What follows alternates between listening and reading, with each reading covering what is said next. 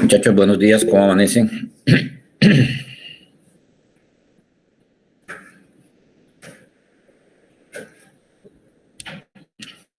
Buenos días, profesor. Buenos días, ¿cómo Buenos amanecen? días, profe. Muy bien, ¿y usted? Bien, gracias a Dios. Bueno, jóvenes, vamos a dar inicio a nuestro encuentro en el día de hoy. Les recuerdo que también el compromiso que tenemos, no sé si están invitados para la visita de los pares para la acreditación institucional. Nosotros tenemos una reunión hoy como líderes e investigadores, profesores e investigadores en la Universidad de Sucre. Debemos participar en no sacarle el cuerpo porque si acreditan institucionalmente, la Universidad de Sucre nos favorecemos todos. Entonces, hay que tener como esa actitud de invitación desde ya muy positiva para participar en todos esos eventos. Yo también voy a participar porque tengo un compromiso institucional como líder de grupo, como investigador, como docente y como funcionario de la universidad. Miren, mis queridos estudiantes, ahí les mandé, ya miraron en el WhatsApp. Todos miraron en el WhatsApp. Sí, profe. Bueno, mire, muchachos, son 5 preguntas ahí, no me lo van a entregar hoy. Ese es un examen abierto. Lo vamos a entregar el viernes hasta las 6 de la tarde. Esta vez lo vamos a hacer en grupo, por parejas. Vamos a hacerlo en grupos de a 2. Entonces, ahí les mando, ahí están las preguntas. Cualquier inquietud me pueden escribir al WhatsApp y pueden ir preguntando. Son 5 preguntas. Preguntas que ustedes tienen que analizar en grupos de a 2. Al final deben decir quiénes son los estudiantes. Arriba están nombres y apellidos, los códigos de cada uno de ustedes y respuesta de cada una de las preguntas. Se va a mirar es cómo se va a abordar, cómo abordan ustedes. Obviamente que tiene una justificación técnica y científica las respuestas que van a dar. Alesia levantó la mano. A ver, Alesia. Profe. Sí, dime, Alesia, te escuchamos. Disculpe, profe. ¿Me puede repetir, profe? Es que me está fallando el internet y no escuché muy bien lo que estaba diciendo. Yo mandé al WhatsApp un examen abierto de 5 preguntas, ¿de acuerdo? No me lo van a entregar hoy, me lo van a entregar el viernes hasta las 6 de la tarde. Y les voy a dar la oportunidad de que se reúnan en pareja. No puede haber grupos de 3, sino 2. Y lo deben enviar el viernes. Son 5 preguntas. Esa es una modalidad que vamos a utilizar para ver cómo están ustedes con relación a la parte crítica y analítica.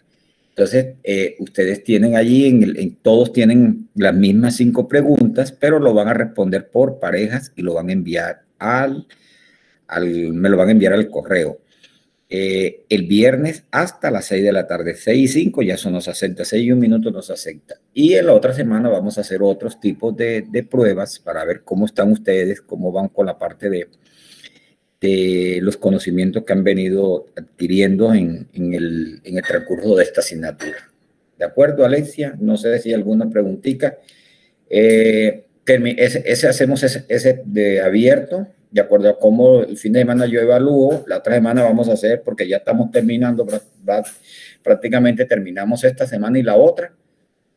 Y faltan uno que es de un artículo que les voy a enviar de interpretación y de análisis, y también ustedes deben dar respuestas, y algunos que van a ser tipo, como hicimos la primera vez a través de la plataforma, que no me gusta mucho, pero hay que hacerlo porque hay que tener evidencia. Bueno, está claro esa parte, ¿verdad? ¿Alguna pregunta antes de continuar?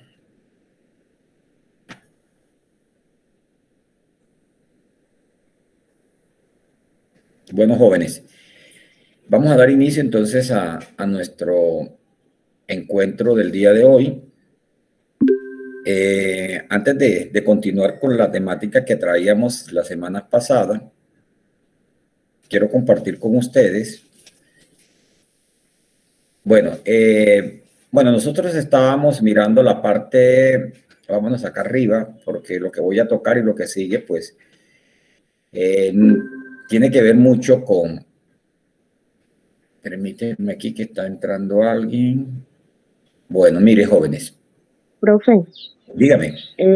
para excusar a Sadi Sofía que me dijo que no tenía internet y no puede acceder a la clase ahora en este momento. Listo, ok. Estábamos, acuérdense que la parte de ecología microbiana y ya íbamos avanzando hacia la parte de interacción microorganismos, plantas, animal.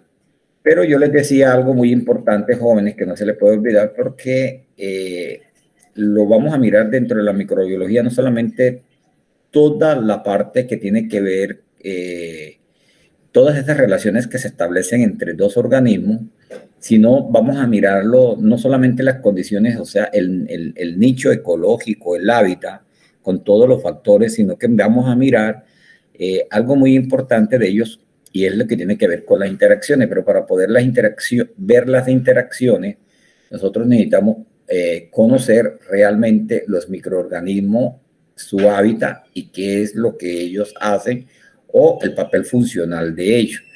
Yo les dije que los microorganismos, está bien, viven en asociaciones, son importantes en la parte final, pero hay algo muy importante y es que los microorganismos, además de que han evolucionado, hay algo interesante y es que los microorganismos cumplen una función, digámosla, bioquímica en el hábitat donde ellos se encuentran. ¿Por qué esa parte de ellos participan en los ciclos biogeoquímicos?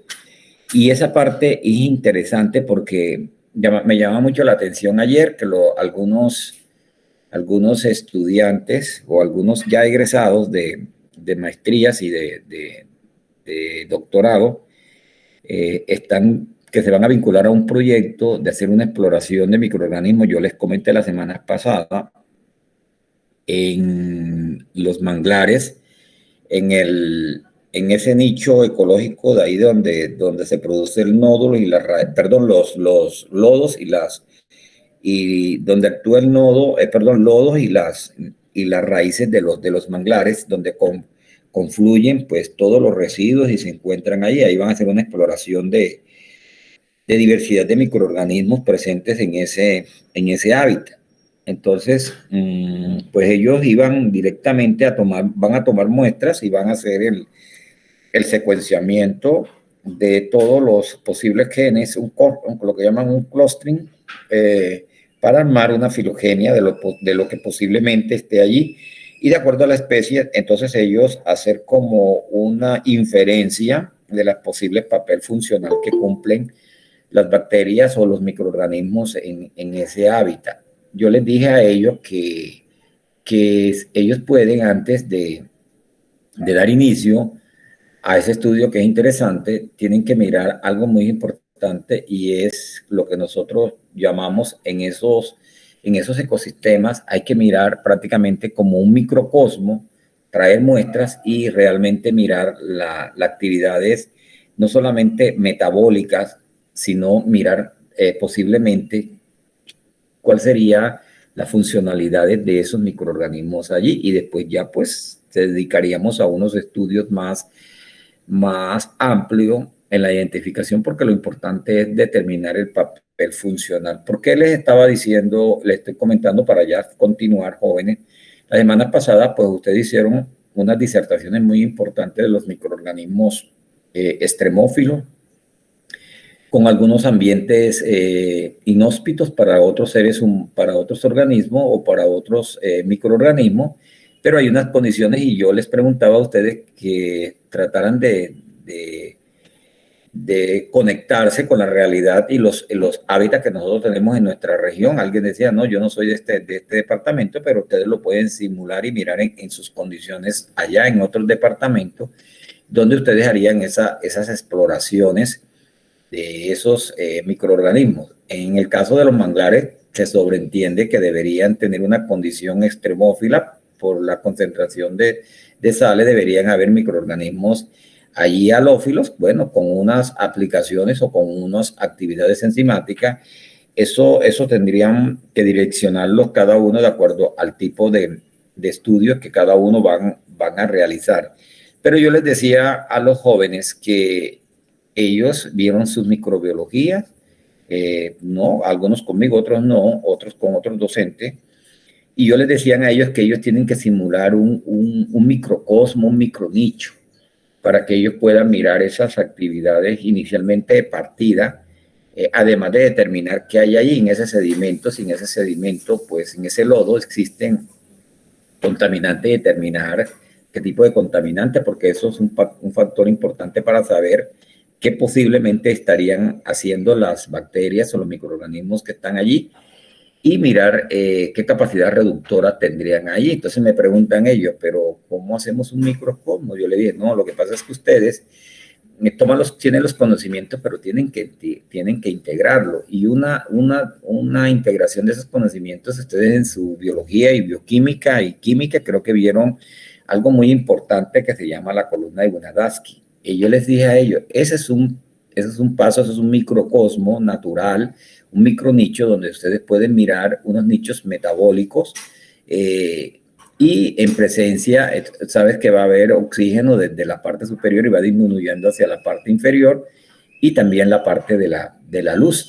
Entonces, eso les va a dar unas reacciones que son importantes que ustedes la analicen como punto preliminar, porque ustedes ya saltan a la parte de la parte molecular, a la parte metagenómica, pero van a identificar las especies de bacterias, pero ¿qué hacen esas bacterias allí en ese nicho, en ese lodo? Eso tienen que hacerlo, y eso es sencillo, jóvenes. Lo que pasa es que nos confundimos mucho, porque las técnicas moleculares para identificar las posibles especies o grupos que están presentes, pero no se nos debe olvidar jamás que nosotros tenemos que mirar básicamente las actividades que están allí.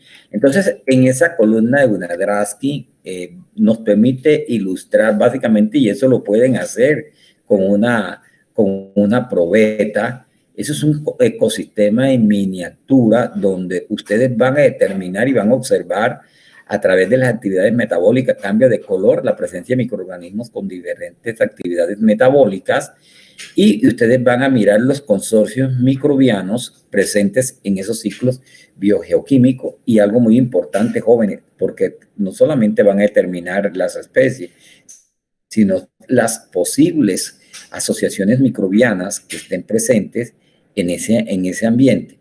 Eso es básicamente, yo les dije, muchachos jóvenes, nosotros vamos a mirar esa reacción, vamos a tener el lodo, la muestra, vamos a tener el agua, obviamente el aire. Ya sería simulando todas estas condiciones. Ahora miramos algo, cómo se prepara rápidamente, que es algo sencillo, y les digo a ustedes, jóvenes, simplemente ya están las metodologías que se deben preparar, que se deben tener. Y algo muy importante, jóvenes, ya está determinados, hay unas guías para eso, pero lo importante de estos jóvenes, ahora en el video ahí básicamente les vamos a mostrar un video ilustrativo. Básicamente, jóvenes, es lo que yo les digo a ustedes, que ahí vamos a encontrar, de acuerdo al color que se vaya formando. Aquí ustedes lo pudieron apreciar, estos colores ya aquí oscura, púrpura, amarillo, más tenue, lo vamos a observar y nos va a dar un indicio, no solamente de acuerdo a la zonificación que se nos presente, aquí como en esto que estamos viendo aquí, la zonificación, aquí un color más oscuro, aquí como un marroncito, bueno, y así van subiendo los colores que están acá. Vamos a permitir a nosotros observar no solamente el cambio de color, sino la actividad metabólica en esos micronichos que están allí. Y el color va a indicar, pues, la presencia de algunos microorganismos posiblemente, pero se parte desde un punto de referencia, como en la parte superior estarían las cianobacterias. Habría que mirar qué grupo de cianobacterias están allí presentes. El color rojo marrón, pues cianobacterias o tiobacilos. Esto es importante porque los tiobacilos son unos tipos de bacterias acidófilas muy importantes en los estudios ambientales, sobre todo en ambientes extremófilos, en este caso en las minas, en algunos tipos de minas donde hay presencia de hierro. Y vamos a encontrar que los rojos púrpuras son bacterias púrpuras no del azufre, el color blanco, pues las bacterias sulfooxidadoras, el rojo a púrpura, la combinación bacterias púrpura del azufre, las verdes pues ya exclusivamente ya no serían cianobacterias, sino las bacterias verdes, y el negro pues las bacterias sulforreductoras o fermentadoras. Entonces inician jóvenes con un estudio lo que tiene que ver con la columna de Winogradsky.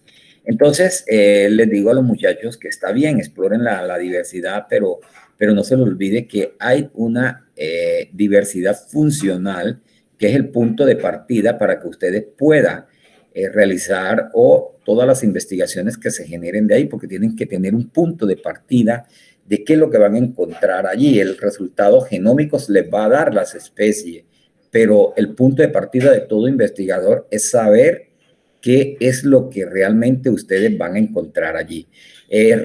Levemente aquí les voy a mostrar para que vean el video interactivo instructivo de la columna de Winogradsky, y empezamos entonces a mirar y avanzar en toda esta parte de ecología microbiana. Entonces, jóvenes, los invito entonces a que veamos, es un video corto, que veamos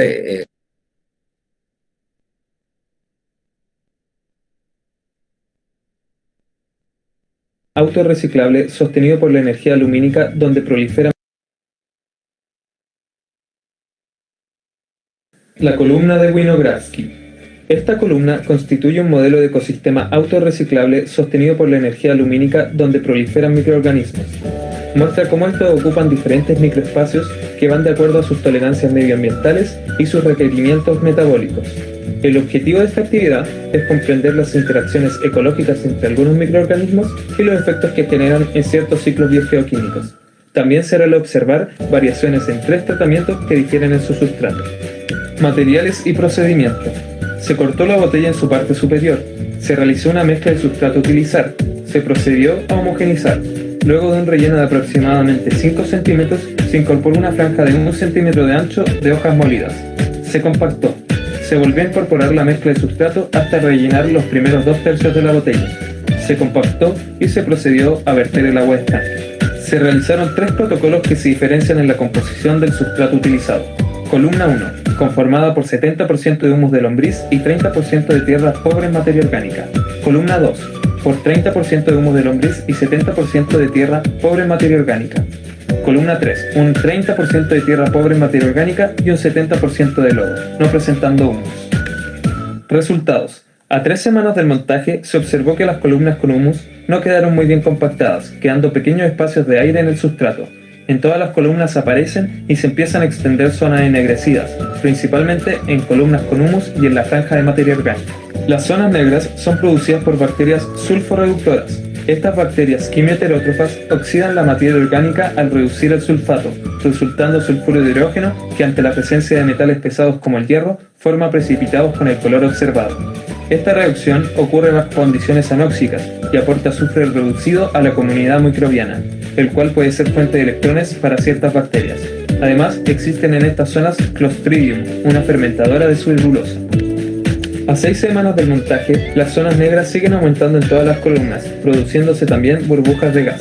En las columnas con humus aparecen zonas con tonalidades anaranjadas superiores a las negras, y cabe destacar que en la superficie de la columna 30% humus encontramos manchas verdes. Las manchas verdes corresponderían a fotoautótrofos aeróbicos. En la zona anóxica se desarrollan zonas naranjas con bacterias púrpuras de gran diversidad. Algunas solo proliferan a bajas concentraciones de sulfuro, condiciones que pueden existir en zonas superiores del sedimento. Estos microorganismos anóxicos son fotoheterótrofos y usan donadores de electrones alternativos al sulfuro de hidrógeno, como el hidrógeno molecular. El otro tipo de bacterias púrpuras aprovechan el azufre en forma reducida como fuente de electrones en la realización de la fotosíntesis. Este azufre proviene de las sulforreductoras de las zonas negras, generándose una interacción comensalista entre estas y las bacterias púrpuras del azufre. Más abajo, las burbujas de gas podrían ser de metano resultante de una interacción sintrópica entre microorganismos fermentadores que producen hidrógeno y arqueas metanogénicas que lo aprovechan y así evitan la inhibición de los fermentadores por acumulación excesiva de hidrógeno. A 9 semanas del montaje, se hace notar una gran diferencia entre la zona aeróbica de las columnas con humus. La que presenta 30% humus ha tenido un gran incremento de organismos fotoautótrofos, mientras que la de 70% humus no los presenta. En la columna de 30% humus, donde antes se observaban tonalidades naranjas, ahora se empiezan a extender zonas negras en desmedro de las primeras. Posible interacción ecológica mensalista entre bacterias púrpuras no del azufre y bacterias sulforreductoras. Además, se observa un incremento de coloración blanca en los espacios de aire asociados a las zonas totalmente ennegrecidas. Posible hipótesis: manchas blancas serían colonias de bacterias sulfooxidadoras, organismos quimioautótrofos aeróbicos, que habrían proliferado en los pequeños espacios de aire que quedaron al armar la columna, obteniendo energía a partir de la oxidación del azufre reducido del ambiente y con esto sintetizando su materia orgánica a partir del CO2 proveído por la respiración anaeróbica de otros microorganismos. La columna sin humus presenta un pequeño aumento de zonas ennegrecidas. No se observan otros tipos de colores. A 11 semanas del montaje, en todas las columnas se ve un aumento principalmente de colonias sulforreductoras y sulfooxidadoras. En la columna con 30% humus, el color verde se ha intensificado pudiendo deberse a un aumento de la densidad poblacional de cianobacterias y microalgas presentes en la zona superior de la columna, que además mantienen las condiciones adecuadas para el aumento de microorganismos como flagellados y diatomeas, algunos de los cuales también presentan pigmentación verde por la clorofila que poseen. Finalmente, comprendimos mejor el rol de los microorganismos, principalmente en el ciclo del azufre y el carbono. También observamos una mayor biodiversidad en las columnas con humus respecto a las sin humus, sin poder generar mayores conclusiones dado el método experimental.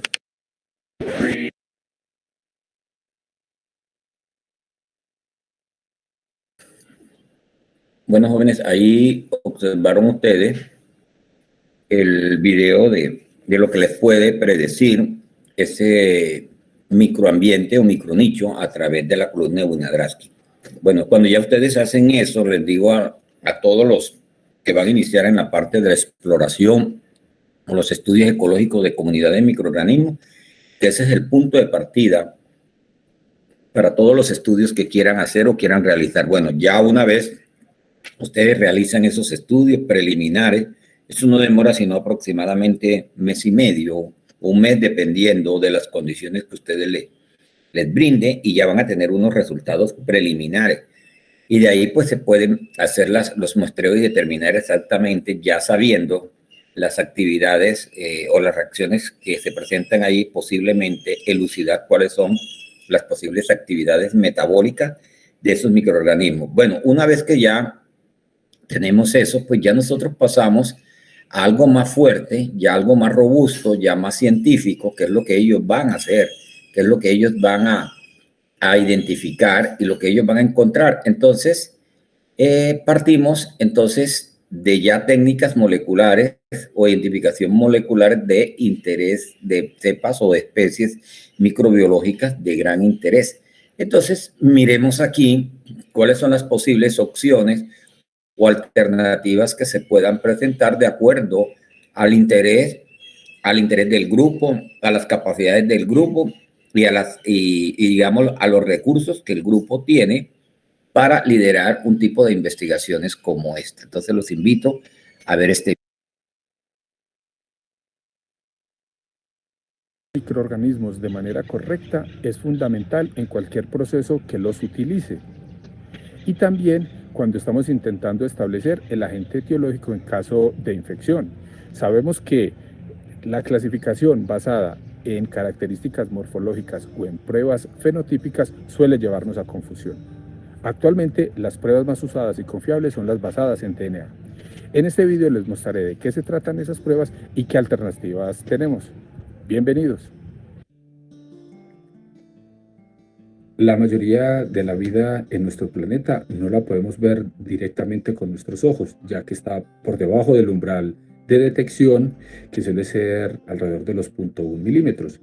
Es para estudiar esta vida tan diversa, tan compleja, pues hemos tenido que recurrir a tecnologías microbiológicas. De las más usadas pues tenemos utilizar microscopios para magnificar la imagen de estos microorganismos y así pues poderlos estudiar y clasificar. Adicionalmente pues también nos hemos apoyado en los cultivos, que es una manera de recrear las condiciones mínimas que necesitan estos microorganismos para que crezcan y se multipliquen, y así al tener pues una biomasa mayor pues podemos no solamente ya observar las colonias o ¿cierto? Cómo crecen, sino ciertas características morfológicas. Estas dos tecnologías, digamos que las hemos venido trabajando en los últimos 3 siglos y nos han permitido, digamos, conocer toda esa diversidad, la rica, digamos, esa riqueza de especies que tenemos en el mundo microbiano. Y aunque nos ha ayudado mucho, sabemos que se suele quedar corta digamos, en hacer la caracterización, o puede llevarnos a confusiones.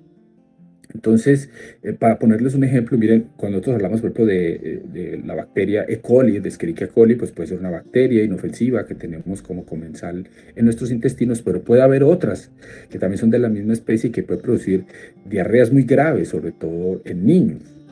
En el caso de Salmonella, es una bacteria que si yo quisiera determinar cuál es la especie, pues tengo que hacer un estudio de más de 10 genes, leer las secuencias de más de 10 genes para poder tener una asignación taxonómica precisa. Entonces, vemos cómo necesitamos información mucho más allá para la clasificación de estos organismos, sobre todo pues en las bacterias. Los hongos son un caso también muy especial. Aquí, pues por la experiencia que nosotros tenemos en el laboratorio, vemos que hay muchos problemas para hacer asignación taxonómica con morfología. Vemos que la gente incluso llega a confundir géneros diferentes, a pesar pues de tener, digamos, la posibilidad de hacer las placas donde se estudia pues la morfología de las estructuras reproductivas o incluso los cultivos. Entonces, ¿qué alternativa tenemos para salirnos de ahí? Pues, digamos, afortunadamente pues digamos, la microbiología está en un estado en este momento muy avanzado en términos del estudio de los genomas, de los genes de estos microorganismos, y actualmente podemos leer un gen, varios genes o los genomas completos, y ya con esa información compararlos con bases de datos y hacer asignaciones taxonómicas muy precisas de no solamente género de especie, incluso de genotipos o, ¿cierto?, de que la presencia o ausencia de factores de virulencia. Entonces, si yo quisiera hacer una asignación taxonómica basada en DNA, pues ¿qué alternativas tendría, ¿cierto?, en todo este mundo microbiano? Pues para todos estos, recuerden que todos estos microorganismos desde virus para arriba hay un genoma, ¿cierto? En el caso de los virus para DNA o de RNA, en estos otros organismos, en bacterias, levaduras, hongos, incluso pues artrópodos, vamos a tener genomas de DNA, y se tienen en todas estas especies genes digamos, con una información que vamos a utilizar para fines taxonómicos. Entonces, yo puedo leer varios, el genoma completo, los comparo con la base de datos y así hago mi asignación taxonómica muy precisa. Esto se puede hacer, digamos, utilizando como les decía, desde un gen hasta el genoma completo. Entonces, si vamos a utilizar un solo gen, pues, por ejemplo, son muy comunes los marcadores ribosomales. En el caso de las bacterias se utiliza el 16S, en el caso de los hongos es muy común el uso del ITS. En el caso de los artrópodos no se utilizan tanto los marcadores ribosomales, aunque se podrían usar, pero se utilizan más genes mitocondriales como la citocromo oxidasa 1. Entonces yo puedo utilizar un único marcador, y en el caso de los marcadores ribosomales como el 16S, el 18S, los ITS, pues esto me permite una asignación taxonómica a género muy confiable. Pero si yo quisiera digamos, hacer una asignación taxonómica a categoría de especie, debo recurrir a información de otros genes. Entonces yo puedo acompañar eso de dependiendo del grupo taxonómico, a veces uno puede ser suficiente, o varios genes. Aquí ya vendrían, entonces, por ejemplo, los análisis MLST, ¿cierto?, que en inglés se refiere a Multilocus Sequence Typing. En este caso yo combino la información de varios genes para hacer una asignación taxonómica mejor. Cada grupo taxonómico pues tiene una lista de genes que han sido, digamos, validados por la comunidad científica para este tipo de análisis. Yo puedo ir más allá y leer el genoma completo. Entonces yo puedo hacer aproximaciones filogenómicas. Es un experimento muy complejo donde yo voy a leer las variaciones alrededor de todo el genoma de ese organismo. Entonces mientras el tamaño del organismo sea más grande, el experimento es más complejo, pero esto me ofrece una resolución taxonómica sin igual. En el caso específico de las bacterias, se ha desarrollado una tecnología mucho más simple y utilizando el genoma completo que se llama ANI. ANI en inglés viene de Average Nucleotide Identity. La idea es que se secuencia el genoma completo, se ensambla, se identifican las regiones que codifican para proteínas y esto se compara con unas bases de datos. Ahí, para estos análisis se utilizan cientos o incluso miles de genes que yo comparo y con esto logro hacer una asignación taxonómica de especie con una precisión y que nunca se había logrado y relativamente rápido. Entonces yo puedo, ¿cierto? Dependiendo de mi pregunta de investigación, partir desde un análisis de un solo gen, puedo ir agregando muchos genes hasta genoma completo. Y entonces en estos extremos, pues yo podría partir de una identificación muy clara a categoría de género, o si mi interés definitivamente es especie, pues tendría que ir a asignaciones taxonómicas basadas en muchos genes o incluso en genomas completos. Esto se puede hacer siempre y cuando ya sea una especie descrita. En el caso de que sea una especie nueva, pues estos análisis lo que nos van a servir es de soporte para decir que no se ajustan a las especies que se conocen. Muchas gracias.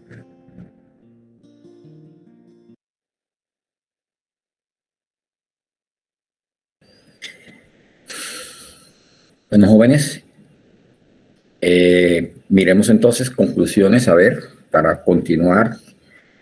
¿Qué inquietudes tiene? ¿Qué conclusiones obtiene o qué conclusiones complementan esto que acabamos de mirar? Entonces, jóvenes, el mensaje que quiero mandarles con esto, y precisamente creo que en una de las preguntas del parcial abierto, y él lo tocó muy bien, y es que nosotros, las técnicas dependientes de cultivo, realmente no nos van a permitir a nosotros conocer la verdadera diversidad de los microorganismos. No estamos hablando de diversidad funcional, sino de diversidad de los microorganismos en un ambiente determinado. Se recurren a otras técnicas independientes del cultivo. El profesor pues las mostró de acuerdo al interés, lo que ustedes quieran identificar, y pueden utilizar ya unos marcadores únicos ya establecidos para cada uno de los grupos. Bueno, en las bacterias 16S, pero en los hongos él les especificó pues que era muy complejo el 18S y que tendríamos los IES que tendríamos que utilizarlo más específicamente. Tenemos la parte de los genomas, ahora con todas esas técnicas en la parte de ensamblaje de esa secuencia, los colottings que le llaman, los cuttings, y entonces por homología ir identificando, y la última parte por lo que tiene que ver con la filogenia y los ANI, que es lo último para la parte de las bacterias, porque el tema que vamos a tratar ahora con lo del Rhizobium, un trabajo que hicieron prácticamente la identificación de las diferentes especies de bacterias, el genoma, utilizando esta técnica ANI, que simplemente es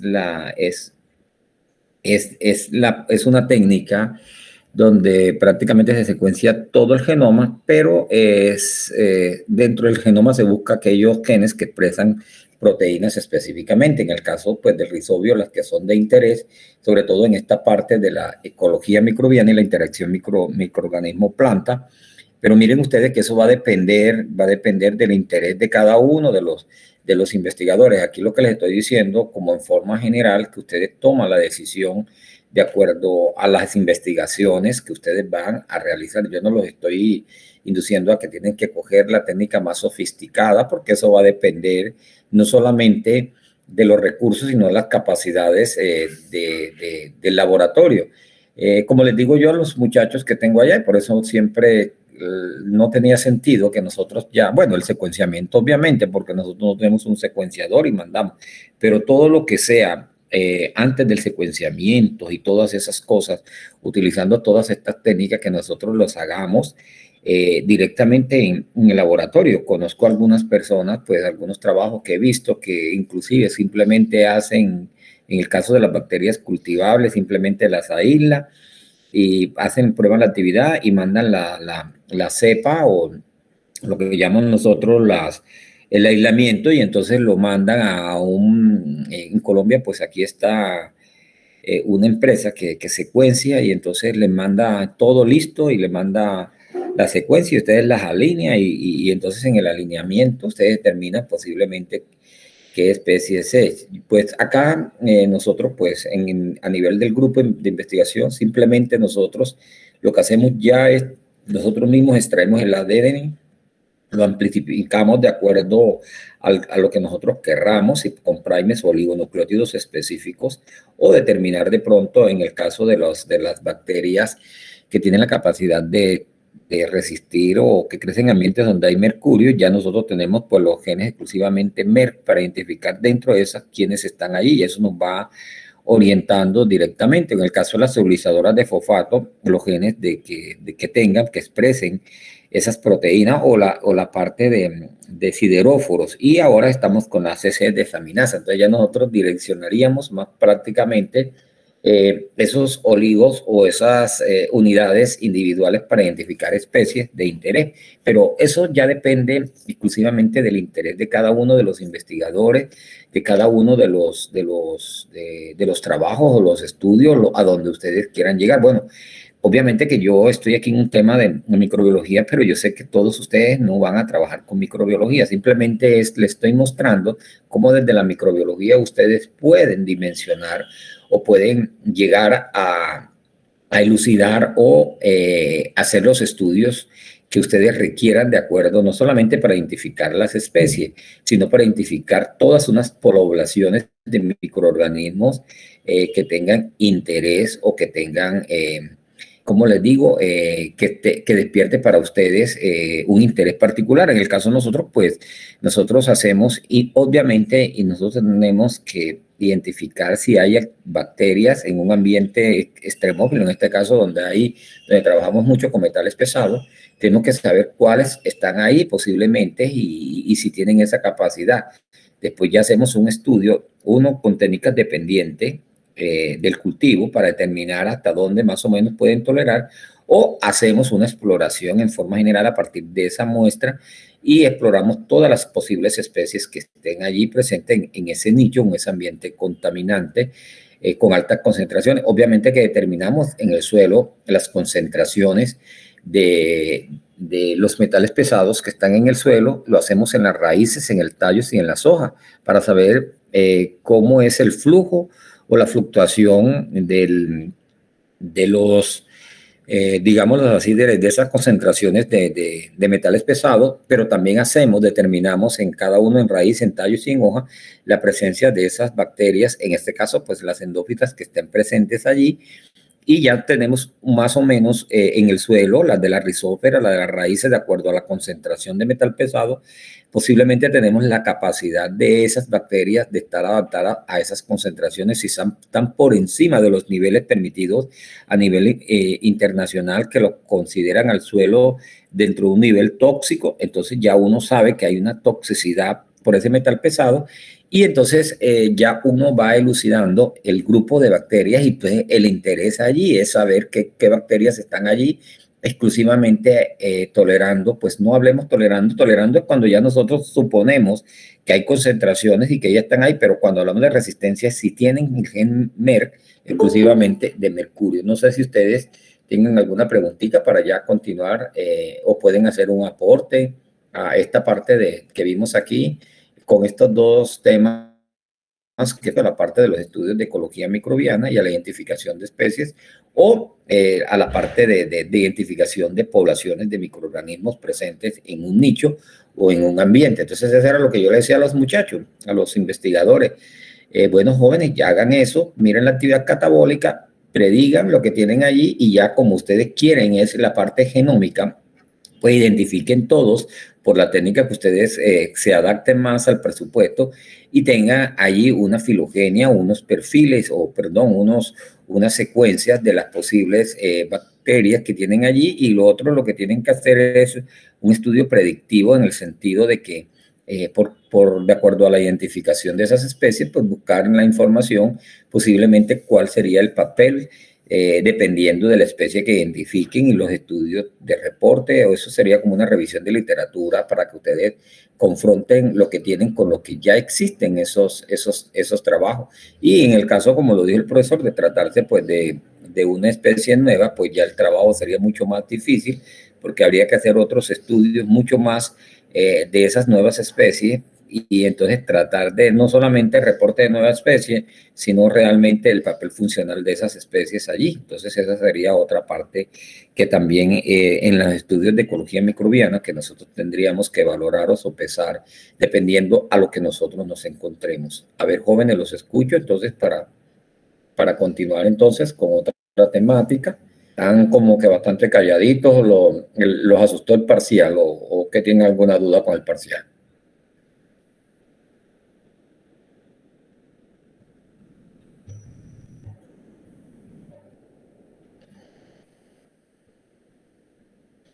Natalia abandonó la reunión.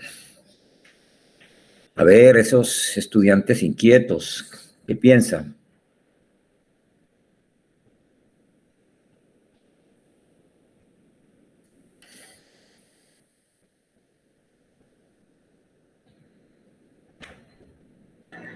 Profe, yo tengo una pregunta fuera del tema.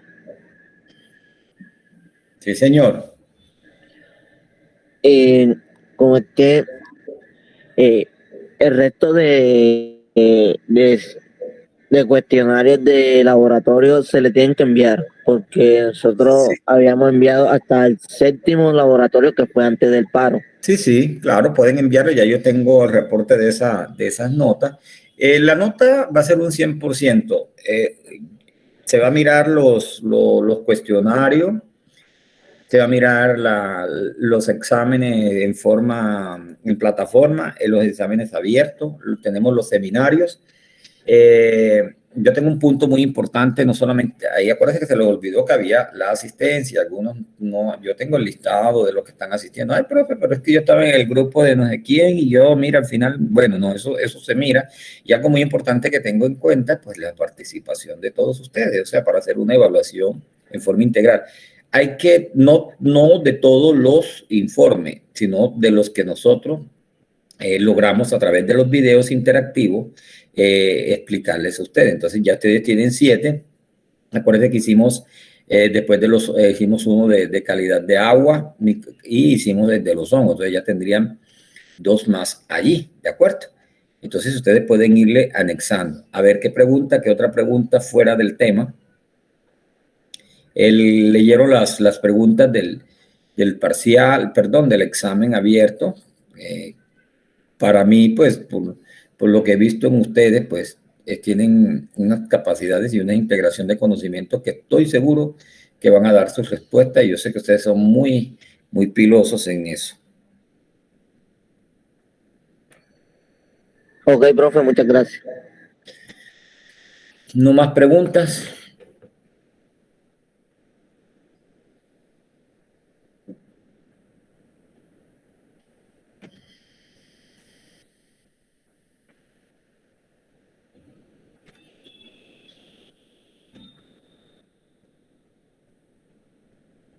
Bueno.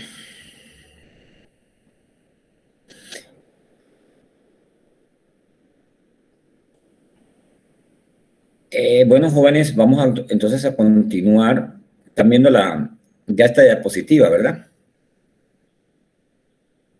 Sí, profe. Bueno, mire, jóvenes, la semana pasada pues veníamos en la parte de interacción microorganismo-planta, vimos todas esas cascadas de señalizaciones en una planta cuando la teoría del gen, donde debe haber un gen de resistencia de la planta que reciba la información o sea captada a través de esos receptores y envíe una cascada de respuestas dentro de la planta para que realmente una vez que entre en contacto reconozcan realmente todos esos MACs conservados que están asociados a patógenos o a los microorganismos ambientales o benéficos, como lo llamamos nosotros. Entonces, esos receptores quinasas, transfieren esa información, la envían a unos, digamos, receptores de base para que envíe y active a otros receptores y llegue pues la cascada de señalización de respuesta y se active el sistema inmunológico y entonces exista la expresión pues de ese sistema inmunológico que tienen las plantas. Yo les explicaba si es inducido inducido por un patógeno o inducido por un microorganismo ambiental o microorganismo benéfico. Bueno, y todos esos sistemas o reacciones de respuestas, cascadas de respuesta, para no ser, para que la planta active el sistema inmunológico y ese sistema inmunológico bloquee cualquier interferencia, bien sea del patógeno o del microorganismo. En el caso de Rhizobio, pues preguntarán ustedes, bueno, aquí les estoy colocando una imagen que vamos a tratar de entender un poquito sobre qué es lo que verdaderamente ocurre. Aquí simplemente una forma de generalidades para que ustedes imaginen las estrategias que puede utilizar un microorganismo fijador de nitrógeno, pero que realiza simbiosis con plantas leguminosas. Ustedes saben donde hay la formación de nódulo, que va a ser el micronicho, donde se va a formar un micronicho exclusivamente para que te pueda activar el sistema de enzimas, que son los que van a fijar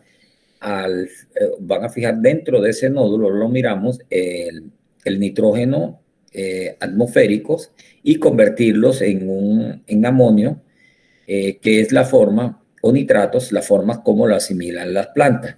Pero para que se pueda dar un proceso de nodulación y establecer esas asociaciones, esa simbiosis, digámoslo así, porque son simbiosis estricta o obligada, hay que mirarlo de varios puntos de vista, de todas, no solamente de lo que se va a hacer o lo que se va, sino lo que la bacteria debe hacer, las estrategias que tiene la bacteria, para que, en primer lugar, pues sea reconocida por esos receptores, y obviamente que en el momento en que va a ser reconocido, va a inducir una cascada, lo que está aquí de respuesta, de defensa de la planta, y esas cascadas de defensa de la planta con unos sistemas, con unos genes relacionados a la defensa y unas vías de defensas, bloquean la nodulación de esas especies, en el caso que estamos hablando de bacterias fijadoras de nitrógeno. Igualmente, cuando se tratan de patógenos, entonces lo mismo sucede, a no ser que el patógeno utilice otras estrategias. Lo que normalmente debe ocurrir es una cascada de defensa y una respuesta. Ya aquí no sería para la nodulación, sería para una respuesta de la planta a la invasión o proliferación de esa bacteria o de ese patógeno que va a producir un daño. Y acuérdense ustedes que esa es la diferencia exclusivamente entre un microorganismo patógeno y un microorganismo benéfico. Los microorganismos patógenos, una vez entran, lo que van es a bloquear esas cascadas de señalización para evitar que la planta active el sistema todas esas estrategias de sistemas de defensas, y ellos poder enseguida automáticamente, ellos actúan en la producción de enzimas que van a degradar pues los tejidos para ellos colonizar, invadir y finalmente establecerse. En el caso de los microorganismos, en este caso ambientales, la estrategia es bloquear el sistema inmunológico, pero no para producir, es una infección, porque en el momento que se produce la nodulación es una infección, pero no van a producir enzimas que van a dañar las células o los tejidos de la planta. Todo por el contrario, van a establecerse dentro de la planta. Obviamente que el proceso de nodulación indica la producción dentro de la planta o la liberación por parte de las bacterias, inducción de que se produzcan unas fitohormonas que induzcan el crecimiento de esos pelos radicales, y eso sería un proceso infeccioso. Pero la estrategia del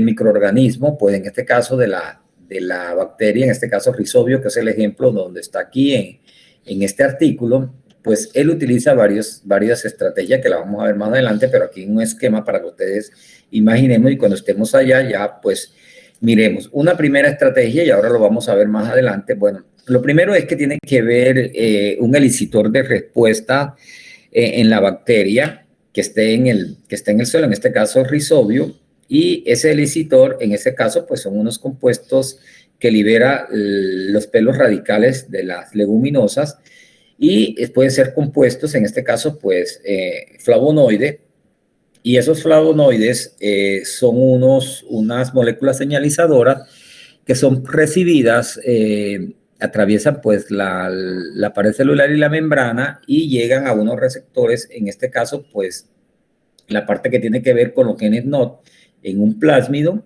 y entonces son leídos y entonces estimulan a la producción del factor NOT, y este factor NOT realmente es en primer lugar, es un factor de reconocimiento por parte de los receptores de la planta para que sean reconocidos y empiece una cascada de señalización de la simbiosis que termina finalmente con la nodulación.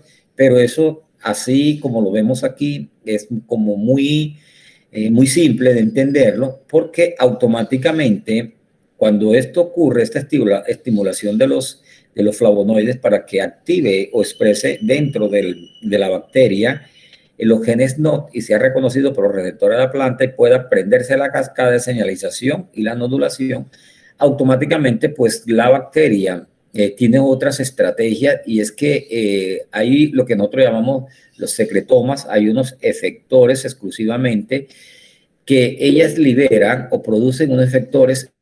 Esos efectores pues o secretomas son del tipo TS3 y TS4, pero son comunes para bacterias benéficas y bacterias patógenas. Entonces, ¿qué pasa? Esos efectores pues tratan de, los inyecta la bacteria dentro del citoplasma de la planta, del apoplasto, perdón, y entonces empiezan a hacer unos efectores para que realmente también ayuden a la cascada de señalización y empiece el proceso de nodulación. Pero cuando esos efectores se producen o son liberados por la bacteria, automáticamente lo que nosotros llamamos las cascadas de señalizaciones, inicialmente hay unos receptores producidos por las plantas que son el MLR636-1, común en planta, y entonces eso bloquea todos esos efectores y entonces activa todos los genes relacionados con la defensa, y hay unas vías de acumulación de ácidos salicílicos y de peróxido de hidrógeno, y entonces lo que hacen es bloquear la nodulación. Entonces aquí se bloquea automáticamente, y entonces por mucho esfuerzo que ha hecho la bacteria, entonces es bloqueado y el proceso de nodulación nuevamente se bloquea. Pero la bacteria utiliza otras estrategias con esos mismos efectores o con esas proteínas secretoras tipo T3, y entonces va a producir unos genes exclusivamente que lo que van a hacer, esos genes específicos, ahora miramos más adelante porque ya hay unos genes específicos conservados en las especies de bacterias fijadoras de nitrógeno, que lo que van a hacer es evitar que la bacteria que la planta inicie la cascada de señalización y active todo el sistema de respuesta para que pueda efectuarse la nodulación. Pero hay otra estrategia, y es que ustedes saben que tanto las bacterias patógenas como las bacterias de rizobios, a través de la flagelina, son unos elicitores, y entonces también son reconocidos. En ese momento reconoce la planta, reconoces esos receptores a través de la flagelina, del flagelo, y entonces es común para las bacterias rizobacterias o para las bacterias patógenas. Entonces la planta no distingue entre si ese flagelo es de una bacteria benéfica o una bacteria patógena. Entonces lo que él automáticamente hace es prender la cascada de señalización. Entonces, como Rhizobio tiene todas esas estrategias, entonces también debe prender una cascada o una estrategia para que en definitiva la planta pueda reconocerle, a diferencia del patógeno, que el patógeno, como les decía inicialmente, las bacterias patógenas que tienen flagelos, las plantas pues tienen unos receptores y lo percibe y prenden la cascada de señalización, pero el patógeno lo que va a hacer es bloquear, pero una vez que bloquea, el sistema de defensa de la planta empieza automáticamente a producir unas enzimas o unos genes que expresan proteínas que van a producir unos daños dentro de la planta. Entonces, en ese momento es un punto importante el establecimiento de esa relación o que la planta lo reconozca, porque el patógeno pues utiliza prácticamente esa estrategia, mientras que el rizobio va a utilizar varias estrategias cuyo objetivo final es ser reconocido, disminuir el sistema de respuesta para que la planta lo pueda reconocer con unos genes o unos sí, genes expresos que son exclusivamente conservados para que pueda haber ese reconocimiento y aceptado por la planta para que se pueda dar el proceso de nodulación. Bueno, en una forma general ahora vamos a mirar a ver cómo ocurre, pero antes de, ya voy porque me preocupa mucho que escucho como solicitando entrada, no sé, de los jóvenes. Bueno, jóvenes, entonces algo aquí y que quiero compartirles, bueno, eso es lo que nosotros miramos en un esquema que nos los han mostrado, pero miremos a ver algunas cosas que debemos no olvidar para que podamos llegar y a elucidar todos esos sistemas de respuesta. Bueno, antes de entrar, quiero decirle que ahora nosotros, Profe, ¿sí?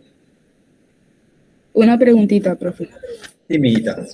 ¿Cómo hace Rhizobium para evitar que se active el sistema inmune, o entre comillas, el sistema inmune de la planta, que usted mencionaba que eran los SAR, que es la resistencia sistémica adquirida, y pues poder hacer esta simbiosis con la planta?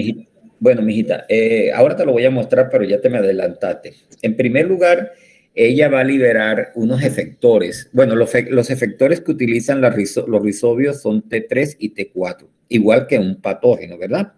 El problema ahora no es, porque de igual lo va a reconocer como si fuera patógeno la planta. Los efectores tipo 3 que ella va a producir tienen que tener afinidad, de afinidad no, tienen que tener como una relación, una coevolución, que en este caso más adelante vamos a hablar. Ya ella va a producir unos genes exclusivamente, en el caso de para las nodulaciones, conservados en la bacteria, en Rhizobis y otras bacterias fijadoras de nitrógenos que son simbióticas y son muy conservados, y esos genes conservados va a permitir que la planta, en el momento en que esté interactuando el rizobio, más adelante te voy a explicar cuáles son esos, permita por ser conservado, y además de eso, ustedes saben y que rizobio utiliza otras estrategias, es que esos genes que van a expresar o esos efectores son expresos en un locus donde están exclusivamente todos esos genes, y además de estar exclusivamente ahí, no están dispersos, están en una isla genómica, porque el rizobio evolucionó o hizo una evolución hacia producir esos genes en una isla genómica. Bueno, hay islas patogénicas, o sea, que los patógenos tienen también islas patogénicas donde tienen una secuencia de genes, pero ellos tienen una secuencia de genes, los patógenos, una secuencia de genes exclusivamente para expresar proteínas o enzimas que van a degradar. En cambio, los islas genómicas de los rizobios que están agrupados, bueno, entonces en las islas patogénicas, los genes de las bacterias patógenas no están en un lóculo, sino que están como que distribuidos dentro del genoma de esa isla patogénica en varios sitios.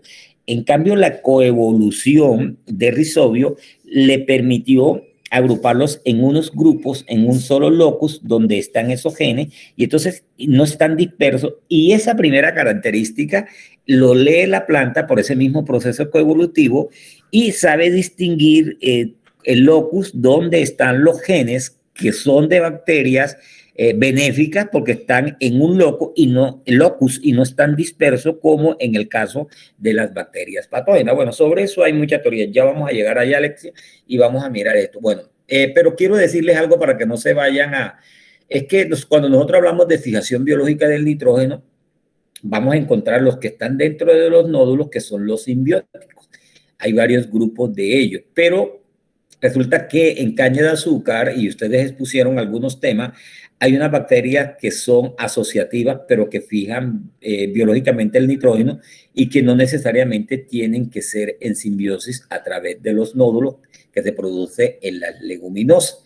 Entonces, hay dos grupos de esas bacterias. Entonces, algunos dicen, no, que las de vida libre. No, las que de vida libre están en el suelo. La fijación biológica puede ser simbiótica o asociativa. Simbiótica, porque son las que están dentro del nódulo, y las asociativas son las que no necesitan del nódulo, pero ellas pueden localizarse dentro de las raíces, en el tallo, en el caso de la caña de azúcar, y en las hojas. Hemos encontrado en pastos, aquí hemos hecho unos estudios de esas bacterias fijadoras de nitrógeno no simbióticas, porque así la llamamos, no simbióticas, en las hojas, y nos llamó mucho la atención porque en las hojas, pues el pasto es la proteína vegetal para el animal, y obviamente los contenidos de nitrógeno están ahí en el follaje, y eso es algo interesante porque de acuerdo a la funcionalidad o de acuerdo a la planta, al genotipo de la planta, así va a ser la localización y la función que ellos cumplen. Entonces, la funcionalidad de esto, mirándolo desde un punto de vista, cuando nosotros hacemos un estudio de fijación de nitrógeno, si lo hacemos en Rhizobio, simplemente le vamos a hacer fijación biológica del nitrógeno de aquellas bacterias simbióticas, pero si yo lo quiero hacer en otras plantas, ya serían de bacterias fijadoras de nitrógeno no simbióticas.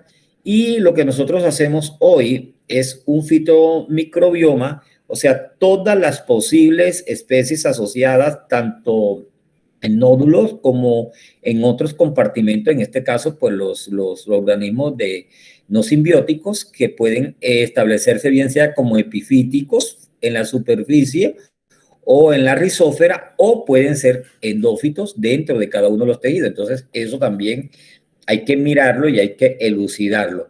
Bueno, en esta tabla vamos siguiendo con lo que, para poder llegar allá donde está Alexia, ya esto no lo hemos hecho nosotros, sino que ya hay reportes de referencia donde ya se ha identificado todos estos cepas, en este caso del grupo alfa proteobacteria, donde está Azorhizobium y Bradyrhizobius, que son dos especies de bacterias que fijan biológicamente el nitrógeno, ya están identificadas, o en el grupo donde están las Mesorhizobios o las metilbacterios, que también fijan nitrógeno, y aquí es donde está Rhizobio, Agrobacterio. Agrobacterio y Rhizobio siempre están ahí. Ustedes saben que también Agrobacterio es una bacteria patógena.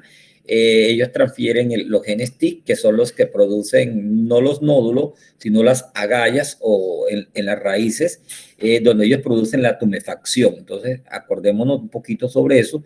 Y los sinorhizobios, que también son otros grupos, pero hay otros grupos dentro del filium beta proteobacteria, donde vamos a encontrar unas bautercias o vulcoderia. Acuérdense que vulcoderia también hay algunas especies que son fijadoras de nitrógeno, pero no son simbióticas, sino asimbióticas. Entonces, miren ustedes que aquí están todos esos tipos, los posibles grupos donde se han podido, pues, encontrar, ¿verdad? En soya y todo lo demás, en frijos y todos los demás. Y hay algunas especies que están identificadas, pues aquí miren, bueno, es Mimosa púdica, es una leguminosa, pero hay muchos estudios donde muestran casi siempre en las leguminosas, estas son de leguminosas, en el caso de Leucaena, Acacia, así sucesivamente, el matarrazón, Glycidia cetum. Hay otras especies de bacterias, no, de pronto aquí en este caso de la Rhizobio no, porque estas son simbióticas, las no asimbióticas, que también están identificadas como fijadoras de nitrógeno. Aquí, para ya ir llegando a la pregunta, acuérdense que en el video nos mostraron una técnica ya final que se llama ANI, que es el secuenciamiento del genoma, pero en el secuenciamiento del genoma vamos a identificar unas regiones, unos genes que expresen algunas proteínas exclusivamente de importancia. En este caso de Rhizobio, pues un genoma de la cepa BO2, ya se hizo el secuenciamiento de ese genoma, se miró los atributos, las longitudes y cada uno de ellos, y el porcentaje de guanina, citosina, todo lo demás, y se determinaron en ese genoma que fue secuenciado utilizando también técnicas ANI, porque ellos lograron aquí los colores de esto. Bueno, los cuttings son pues las secuencias que ellos determinaron y alinearon, pero en el genoma identificaron una zona de expresión de unos genes que son unas proteínas, unas predecidas, pero otras importantes en el ciclo de nitrógeno, y estas que están aquí, pues la fijación del nitrógeno en el caso de Rhizobio, que es una de las cepas, y en el caso de la solubilización de fósforo, de fosfato y así sucesivamente. Esto nos permite a nosotros, pues, saber estas secuencias de esos genes, saber cuáles son puntos de partida en el caso de los estudios que hacemos de fijación de nitrógeno, los genes NIC. Y entonces ya los primers los construimos con esas secuencias, lo mismo que la solubilización de fosfato, lo que yo les decía a ustedes, y la parte de la producción de sideróforos, y esta que es la síntesis de ACE desaminasa, también ya sabemos eso, o si nos interesan fitohormonas, y estarían las auxinas o giberelinas. Entonces, los que nos muestra en esta imagen de este genoma secuenciado de esta cepa, es que realmente existen aproximadamente, bueno, el tamaño es 5 pares de bases codificados aproximadamente con 5.071 proteínas, de las cuales esas 12 que les acabo de decir codifican genes característicos para procesos importantes en el caso de Rhizobio. Entonces, por la técnica ANI se pudo identificar todas estas posibles, predecir estas proteínas expresas a través de esos genes. Bueno, en el caso del genoma Rhizobio, que era lo que yo le decía a la joven que me preguntaba, hay dos cosas que tenemos que mirar en el caso del genoma de Rhizobio Edley, porque no todos, pero vamos a tomarlo como modelo. Este genoma de Rhizobio Edley tiene dos características importantes. Él tiene su cromosoma, obviamente, y tiene sus plásmidos. En el plásmido están los genes directamente en una secuencia, los genes directamente, genes NOD, que son los que van a recibir los flavonoides y van a expresar los genes NOD, que son unos receptores de la planta. Ahora miramos ya más detalladamente eso. Y tiene una isla genómica inserta en el genoma del Rhizobio Edley, y lo que yo le decía a la joven, que cuando existen islas genómicas, porque es que precisamente la competencia y la adaptación de muchas bacterias ambientales o ecológicas radica específicamente en que ellos tienen que adaptarse a un nuevo nicho, un hábitat, pero en el momento en que ellas evolucionan y se adaptan, puede suceder muchas cosas, adquieren genes o interrumpen genes o elicitan genes. Entonces, o buscan otras estrategias de transferencia de información. En algunas de las bacterias benéficas han adquirido las islas genómicas. Las bacterias patogénicas tienen islas patogénicas. Pero lo que yo le decía a la joven que me preguntó es que en el genoma de Rhizobio Edley se determinó una isla genómica exclusivamente para la parte de secreción de las proteínas esas efectoras, en este caso la T3, que es característico tanto de Rhizobio como de bacterias patógenas. Lo importante de eso es que esa expresión de esa proteína, los genes que la van a expresar o los genes van a estar localizadas en unos clústeres, en unos locus, específicamente donde están todos esos grupos de genes. Eso es una característica importante en el proceso de coevolución del genoma de Rhizobio o de los Rhizobios, porque en primer lugar eso permite a la planta ese agrupamiento en esos clústeres o esos lóculos de los genes que van a expresar esa proteína, saber que esa proteína o esa proteína efectora es T3 precisamente viene de la expresión de unos genes que están en unos locos. ¿Qué sucede con las islas patogénicas? Los genes, así como ustedes lo miran, pueden estar en varios que expresan enzimas que van a, una para ser reconocido como efectores y otras automáticamente las proteínas o enzimas que van a degradar, no solamente las que van a activar el sistema inmunológico, sino también las que van a producir los daños. Entonces, en esa parte es importante porque en el mismo proceso de coevolución, las estrategias que han utilizado los microorganismos patógenos o benéficos son diferentes porque la competencia no es por el ambiente o por el nicho, sino por el reconocimiento de la planta como benéfico y desactivar el sistema inmunológico con esa estrategia o activarlo dependiendo de la otra estrategia que utilice el microorganismo patógeno. Entonces, vamos ya ubicándonos aquí. Aquí los rizobios tienen unos efectores que tienen unas funciones específicamente, pero dentro de los, y esto es importante, la joven que me preguntó, creo que fue Alesia, importante es que dentro de esos efectores hay unos efectores que son muy específicos, son conservados. En el caso del efector NOPL, que es un efector tipo T3, que es específico para rizobio, pero hay unos efectores que no son específicos, sino que puede ser para bacterias simbióticas y para bacterias patógenas, como en este caso del NOTPM, que también es un efector. En el caso de Salmonella entérica, que es patógena, o Rhizoltonia, cuando ellos liberan el efector o los genes que expresan la proteína T3TS, NOTPM, es inespecífica, o sea, es tanto para bacterias patógenas como para bacterias patógenas. Entonces, ¿qué hace el rizobio? El rizobio utiliza la estrategia de producir o expresar los genes que van a producir esos efectores que sean conservados y que sean específicos. En este caso, el NOTPL, que es específico. Aquí está el NOTPET, que también es muy específico. Está el NOTPC, que también es muy específico, desconocido realmente la función, pero es muy específico, no solamente en rizobio, sino en otros grupos. Y también pueden producir el NOTPI, que también es muy específico. Entonces, Alexi, o los que me preguntaron, básicamente una de las estrategias es producir esos genes que expresan esos efectores que sean exclusivamente conservados y específicos para esos grupos, para evitan tratar de, ellos tienen todos esto, pero evitan producir o evitan liberar esos efectores o esos genes que expresan esos efectores que sean inespecíficos, o sea, que sean comunes para ambos. Más o menos la joven que me preguntó ya se está ubicando en esa parte, ¿verdad? Sí, profe, muchas gracias.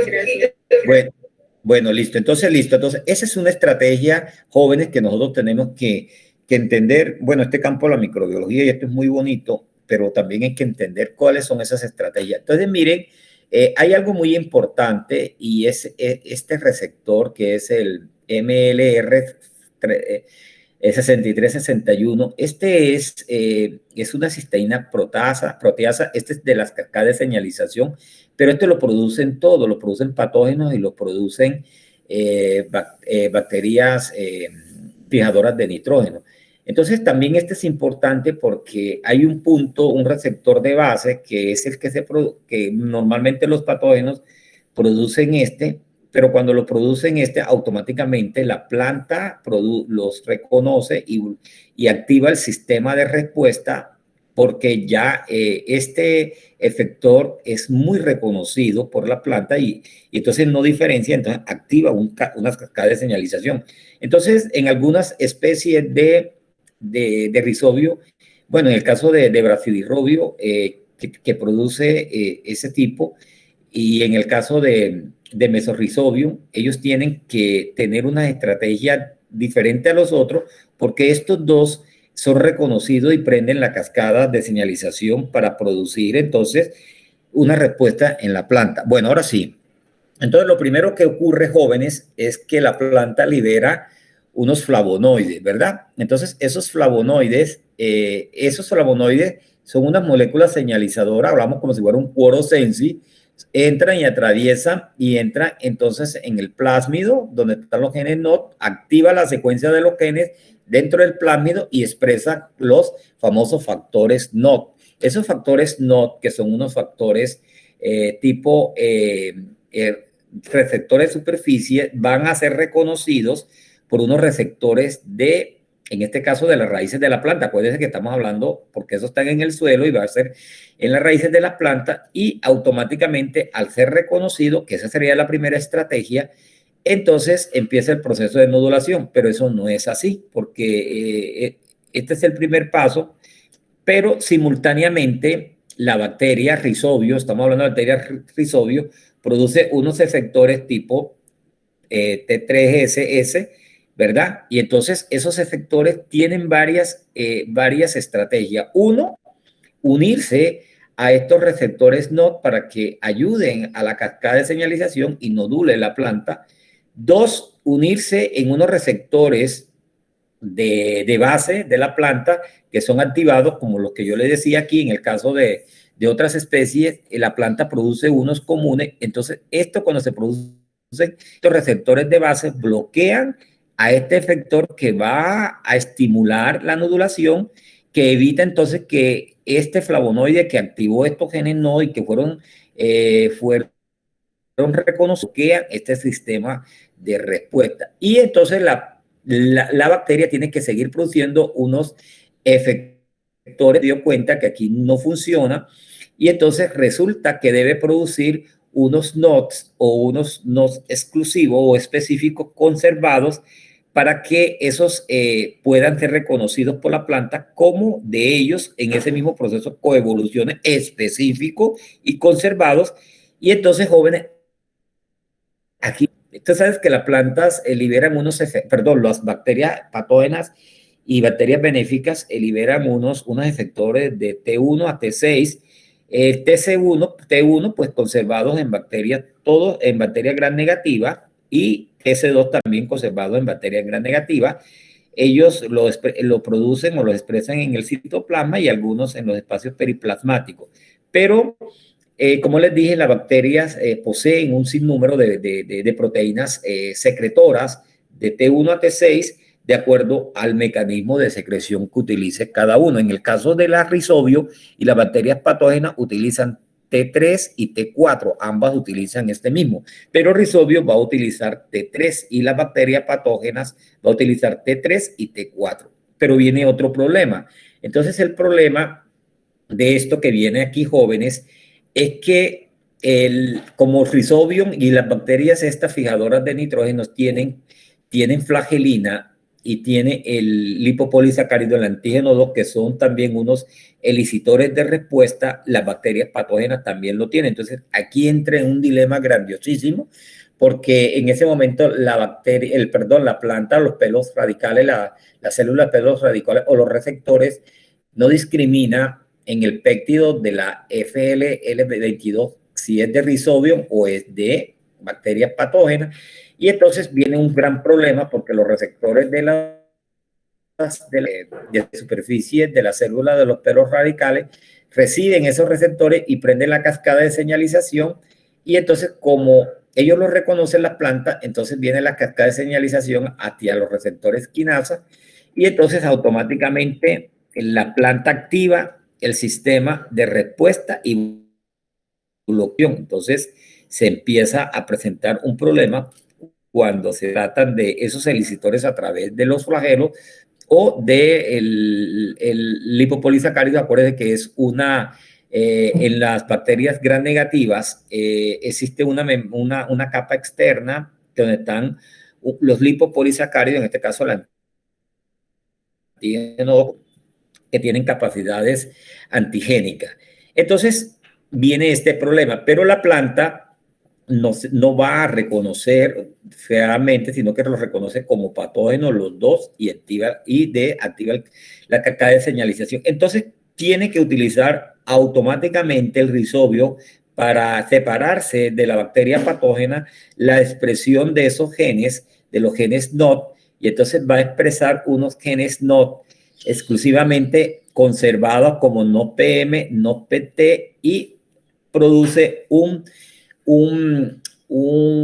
efector tipo, lo que yo les comentaba, tipo MLR636, 7331, que es común. Entonces lo libera y dentro de ese grupo, que son es inespecífico, pero los dos primeros son específicos y conservados. Entonces, cuando liberan estos dos específicos y conservados, automáticamente la planta enseguida separa que estos efectores de reconocimiento que son conservados por el proceso de coevolución corresponde a una bacteria benéfica, en este caso Rhizobio, y entonces, además de eso, acuérdense que estas expresiones o estos secretores efectores están en unos lóculos, en una isla genómica, agrupados en unos en unos clústeres, en unos grupos, y entonces eso también permite que la célula de la planta o de los pelos radicales haga esa diferenciación y establezca que esos genes NOT provienen de una bacteria que está, perdón, de una bacteria benéfica que está en unas islas genómicas agrupadas en unos locos y no en unas bacterias patógenas que tienen unas islas patogénicas que están dispersos en varios locos. Entonces, esa es una parte importante en el proceso. Entonces, el rizobio produce unos efectores específicos como NOTPL, NOTPC, NOTPD, NOTPP y NOTPE, que tienen unas regiones altamente conservadas, y esa característica de altamente conservada en algunas especies de rizobio, sinorrizobio, bradyrhizobio y mesorrizobio, le permite a la planta reconocerlo, se une, entonces ellos ya bloquean el sistema de cascada de señalización y entonces permiten que la nodulación ocurra a través de la intervención o expresión de esos efectores específicos y conservados en esas especies de bacterias simbióticas benéficas. Y entonces cuando eso ocurre, entonces viene otro proceso que ya es la nodulación. Otro mecanismo explicado y elucidado es que hay un desgaste de energía por parte de las bacterias patógenas. Uno, a tratar de desbloquear las cascadas de señalización de respuesta en una planta, y automáticamente producen unos efectores para degradar las células o los tejidos de la planta, que están la expresión de esos efectores en varios compartimentos en una isla patogénica. Eso también, como no es conservado, le permite a la planta diferenciar y automáticamente inducir sistema de cascada de respuesta, que puede ser por diferentes tipos de mecanismos. Esto que les estoy comentando aquí es en el caso para la nodulación, pero ustedes saben, y regresémonos, entonces discúlpenos acá, que me vaya demasiado acá. Entonces tendrían ustedes, jóvenes, que acordarse que en el curso que nosotros viramos, que la teoría del gen, entonces el patógeno, pues un gen avirulento con un gen de resistencia, ¿verdad? Y entonces reconoce la planta eso y expresa unas resistencias, interacciones compatibles que son mediados por hormona, y empieza primero unas cascadas de señalización dependiente del ácido salicílico o el ácido jamónico, el ácido etileno, y vienen otros efectores de producción de otros metabolitos y proteínas y unas acumulaciones de otros como la escalosa y la lignina, que van a activar el sistema inmunológico de las plantas y otras defensas de las plantas controlados por todos estos mecanismos. Y entonces viene la resistencia sistémica. En este caso allá sería la adquirida, porque sería por un patógeno. Entonces lo que hace el patógeno entonces es tratar de bloquear todas esas cascadas de señalizaciones, pero a la vez trata de,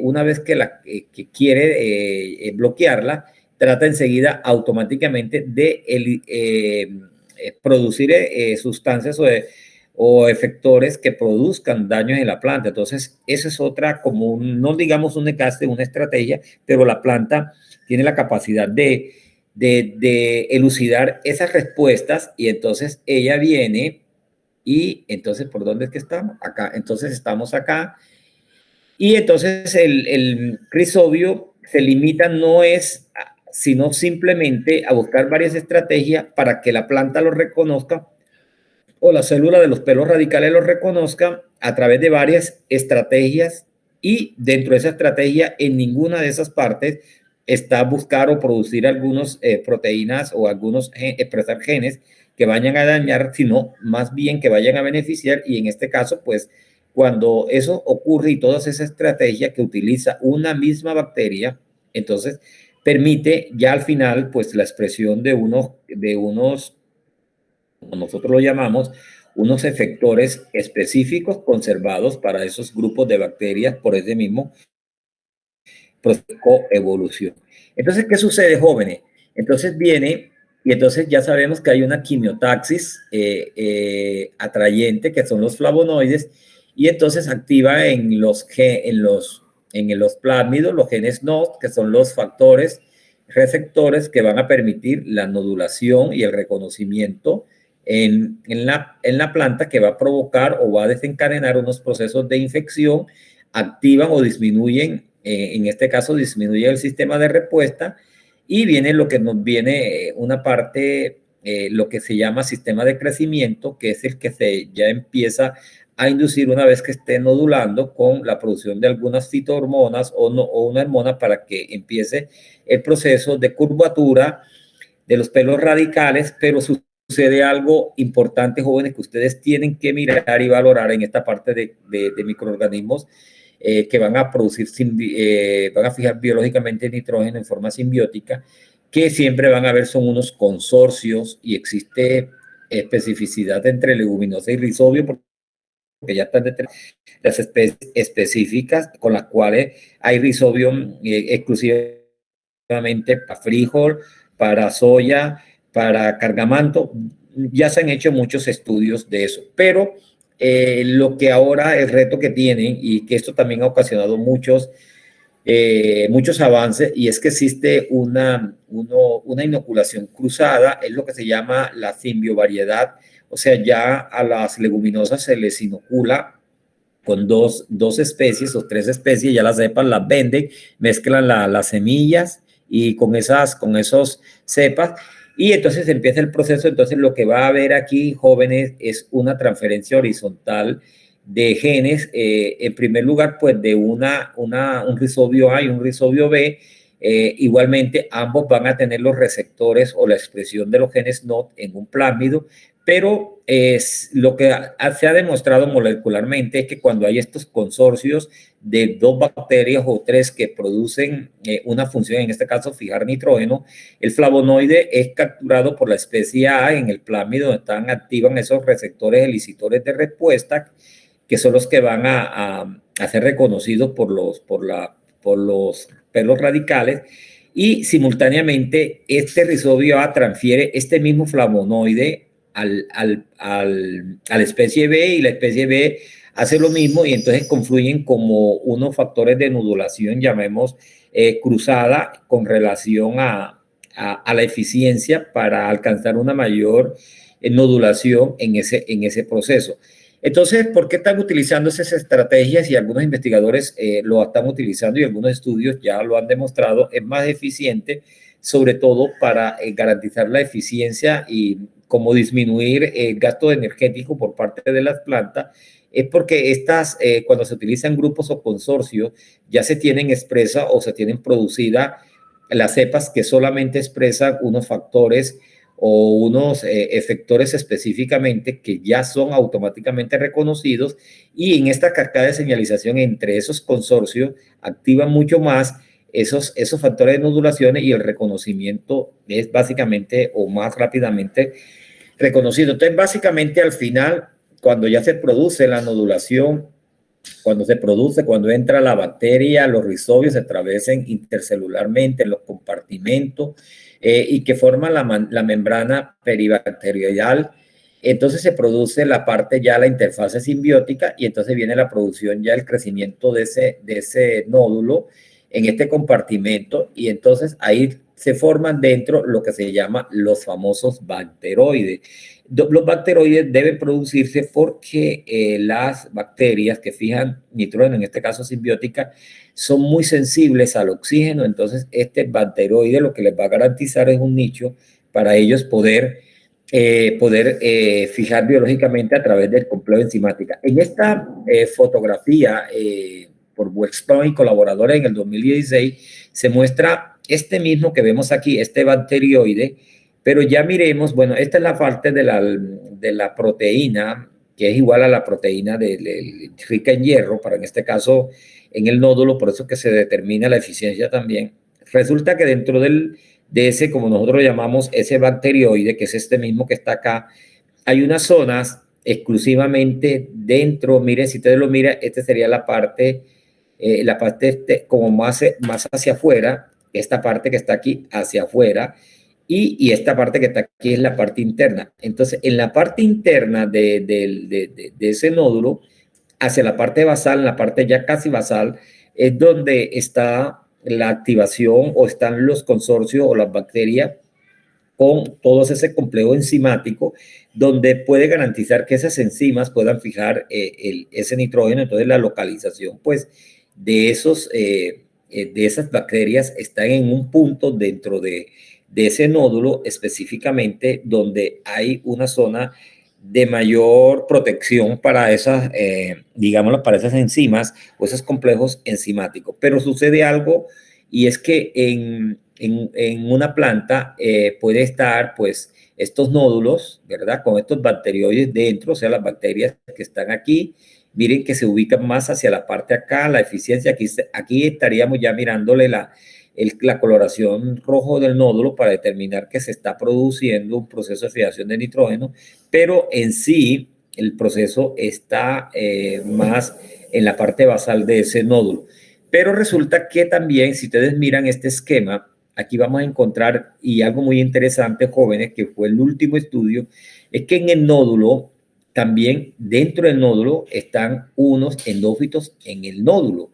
Y entonces estas bacterias dentro del nódulo, entonces estaríamos nosotros pensando que eso va a interferir realmente con el proceso eficiente de fijación de nitrógeno, y el estudio demostró que estas endófitas allí dentro del nódulo ayudan al proceso eficiente, de mayor eficiencia de la fijación del nitrógeno, porque estas bacterias endófitas lo que hacen es, ellos tienen los sideróforos, y entonces ellos son queladores de hierro, y entonces ellos quelan el hierro, lo absorben y lo ayudan a que el proceso de no solamente fijación, sino la coloración del nódulo y la eficiencia sea mayor. Entonces se han encontrado ya dentro del meristema del nódulo no solamente los bacterioides, sino unos endófitos dentro de ellos. Igualmente vamos a encontrar que en la rizósfera también están unas bacterias de vida libre que también van a fijar nitrógeno, y todas esas bacterias que forman unos consorcios, tanto en el nódulo como en el nódulo como en la parte de la rizósfera donde está el nódulo, también contribuye para la mayor eficiencia de ese proceso. O sea, no lo vamos a mirar como que ya el reconocimiento del rizobio, sino también de la interacción o esos consorcios que va a formar el rizobio con todas esas comunidades benéficas dentro del mismo grupo, que algunas fijan ese nitrógeno acá y también lo pueden absorber, y otras que lo fijan internamente o dentro de esas bacterias que ayudan a que ese complejo enzimático sea cada vez mayor. Las fijadoras de nitrógeno, pues, ¿qué les digo a ustedes? Lo vamos a mirar, pues, desde las que están dentro de los nódulos como bacterias endófitas. Hay ya varios grupos, ese trabajo acaba de identificar cuáles son esas que ya están, los estudios que lo han identificado, y las bacterias endófitas que fijan nitrógeno, pero no como simbióticas dentro del nódulo, sino en compartimentos diferentes, en gramíneas. Entonces ya hay unos grupos de bacterias fijadoras. Estas serían no simbióticas, estas serían simbióticas, pero con acompañamiento. Este sería el nódulo, pero esta sería endófita dentro del nódulo. Y entonces ahora se habla de todo ese microbioma, de todo ese complejo de microorganismos que allí pueden producir o pueden estar produciendo o pueden estar contribuyendo a todos esos procesos de fijación biológica del nitrógeno. Entonces preguntarán ustedes, bueno, ¿qué sucede con las bacterias que no son, que fijan biológicamente nitrógeno, ¿verdad? Y que ellas no están dentro del compartimento, sino que van a estar en otros espacios intercelulares, en este caso las endófitas.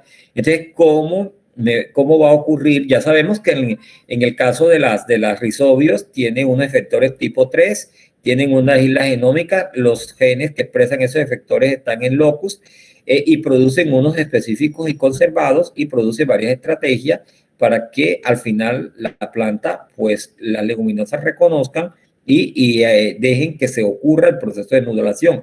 En el caso de las bacterias endófitas no va a haber nodulación, pero sí va a haber genes que van a fijar el nitrógeno y se lo van a transferir a la planta en esos compartimentos donde ellas se encuentren localizadas. Entonces la pregunta que van a hacer ustedes, entonces, si no hay genes NOD, ¿cómo harían las bacterias endófitas para entrar dentro de la planta y ser reconocidas por las plantas? Entonces, jóvenes, ya en un estudio llevado a cabo de bacterias endófitas por Reynolds y colaboradores, no, Reynolds y Jurex en el 2011, trató de explicar cómo era la vida dentro de las plantas y cómo las bacterias endófitas tratan de colonizar la planta y ser reconocidas como bacterias benéficas y no bacterias patógenas.